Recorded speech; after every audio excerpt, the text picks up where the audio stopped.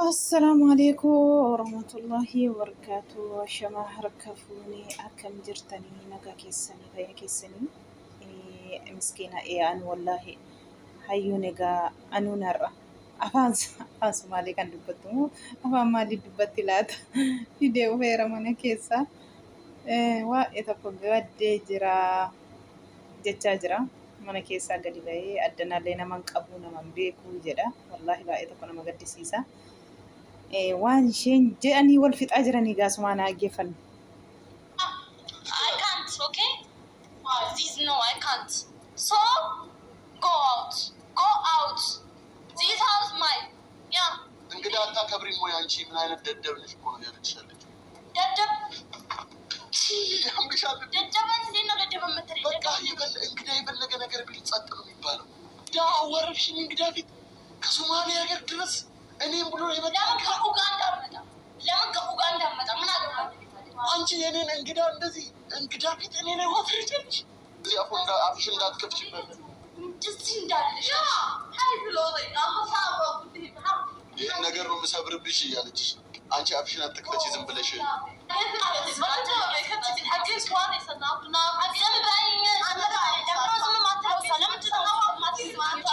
እኮ ደደብልሽ አንቺ የደደብ ይኸው ጫፌ ላይ ትነካና አይኗን ነው ማጠፋላት እያለችሽ ከዛሬ እሺ ይኸው ምን እንዳለኝ ሰምተሻል? ምን እንዳለኝ ሰምተሻል? እቺን ከነቤቱ ጥለህላት ውጣ እኔ መሰለሽ ቆንጆ ልጅ አምጥቼ ድራ አለች። አሰላሙ አለይኩም ወራህመቱላህ ስለነበረች ሚስቴ እንግዳ ሁኚና ትንሽ እናበሳጫት። እንግዳ ጀበታሉ ብያት አይደለ ትላት ሰው ልጅ አንደኛ የተተማመነችውም ሰው አለ ገባሽ? እኔ አሁን እቺ ልጅ በጥፊ እኮ ማጮር አላውቃትም። ሰው ለምን ዱቄት አታረጋት የሚሉት እኔ በእርግጥ በዚህ ጋር ትሞትብኝ ግን አይ እንደዚህ ሴት ምናምን እንትን ማለት ብዙ እንትን የለኝም እና ቀስ ብዬ በተረጋጋ መንፈስ ምናምን እንትን ብላት ደስ ይለኝ ነበር። ነገር ግን እሷ ደግሞ ገገመች እና አሁን ደግሞ ከባባድ ሰዎች ከጎኗ ስላሉ አሁን እነሱ አሁን እሷ ነገር ስላት ልክ እነሱ እንደተናገርኩኝ የመሰለኝ መንገድ ይመጣልሳል በምታውቀው ሰው ስለመጣች አረ በማውቀው ሰው አይደለም በከባድ ሰው እንደተዘጋ ይቅር በኋላ ለምን አወራህ ተብዬ ደግሞ ለማንኛውም ዛሬ ለምን ፈለጉሽ መሰለሽ? ስጋ ነው በብዙ ጊዜ ያው ቤታ እንዲህ ስጋውን በቃ እየሰረቀችውን ለአሙጀለት ሊሄዱ ብላዩን ብቻ ላ ታመጣለች። ይሄ ሻይ የድሮ ታሪክ እኮ ነው። ይሄን አብዮታ ወጣ ሊሆን ይችላል። በዚህ አጋጣሚ አሜሪካ ሄዳለች የሚል ሰምቻለሁ እና يسرى وجالي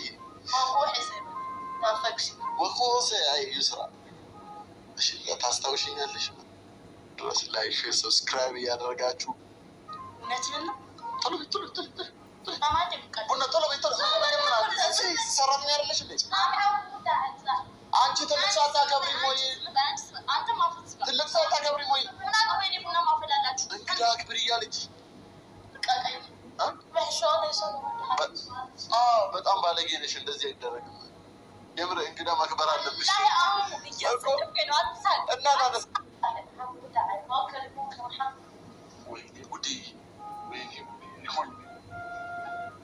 እልቁኑ ተነስተሽ ስሪ የተባልሽውን ብትሰሪ ይሻልሻል።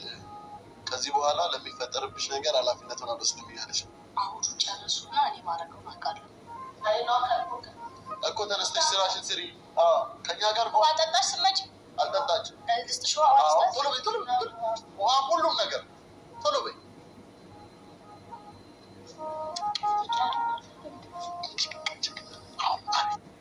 akkuma argitan egaa afaan Somaalee dubbatti ammoo fidee dhufee manatti jechuudha.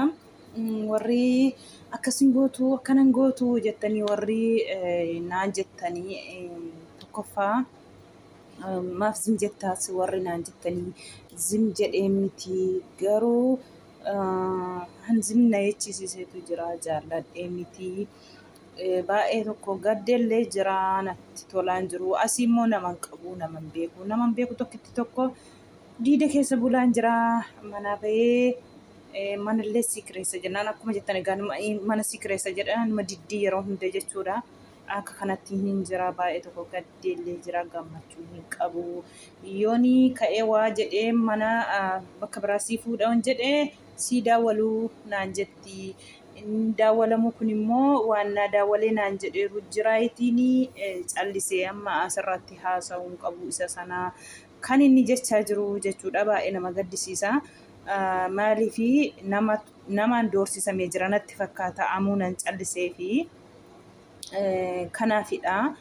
Isheen amma hani isheen jetteyyuu viidiyoo kaleessa tokko viidiyoo waraabdetti bakka barbaade yoo dhaqee achi hanxalaxaleessa fiduu danda'a kan isheen jettu jechuudha. Isheen jette hayyuun jechuudha.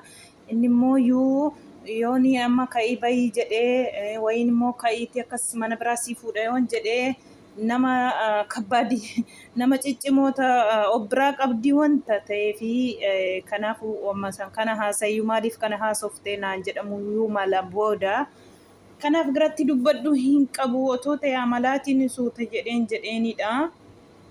Du'aa naa godha yoo rabbi jedhe yoon kanaachi immoo yoo ta'uu dide immoo dhiisee deemuu bichaadha kan inni jedhe amaraaciin dhiisee deemuu bichaadha kan inni jechaa jiru jechuudha.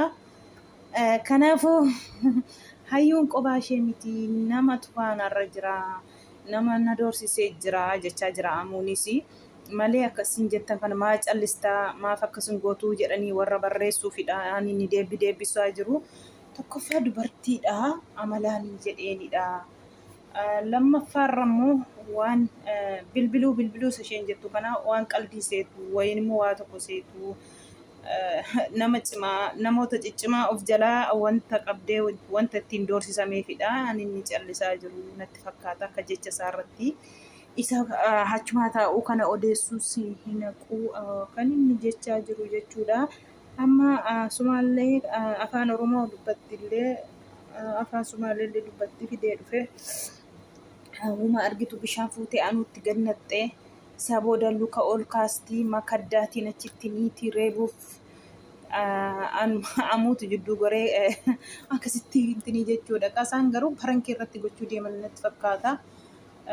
Kanaaf amma isheen mana hin jirtu mana deemtee jirti nuti immoo mana gallee jirra akka jedhee viidiyoo waraabaa jirutti amuuni. Isa achii dhufte gahayyuuni takka luka ol kaastii takka makaddeetiin takka harkaan qaabotii takka bishaaniinii jechuudha. Yaa rabbii koo wallahi in ulfaata subhaanallah ayyuu koo rabbi si haa qayshu rabbi sobrii si haa kennu wallahi rabbiin qalbii yaakii kana masiif haa qayshu wallahi wanti jedhamu hin jiru. Akka kanatti amuun immoo baay'ee tokko rakkina keessa jira natti fakkaata. Mana keessan keessaa gisee gadi ari'amtanii akkamiin mana wajjiniin galaa'anii mana wajjiniin galuurra jedheeni deemee nama rakkisaa jira namallee rakkisaa jira diidan bulaa jira kan inni jechaa jiru nama beekullee as keessaa kan inni jedhu ulfaata. Egaa beektu mana Finfinnee keessaa jechuudha. Nama Finfinnee immoo beektu nama duriyyootuma kana yoo ittiin jettee booda na rakkisaa jechaa jira. Egaa rabbiin kana keessa si haa baasu. Ati duraan garaa laafinummaa keef waa gargaarte ta'a wayin immoo rakkinuma sitti boosse ta'a garuu gargaartellee kanaa sii deemuu qabu tasgabbii ma wayya wanti hundinuu.